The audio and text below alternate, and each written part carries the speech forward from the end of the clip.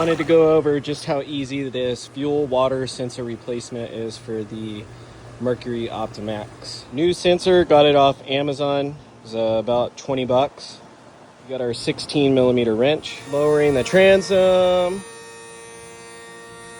So as you can see here, the epoxy failed. So yeah, this whole thing right here was the reason why we had a ruined day on the lake.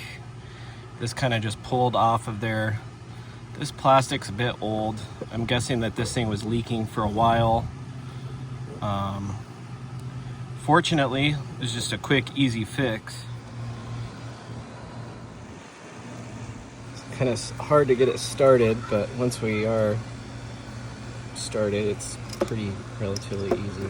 Try and keep these wires nice and neat and not twisted. Alright, so we got it snug, but not too tight. We're gonna go ahead and connect these two wires. We got the ears running. Come up here into the boat. There we go.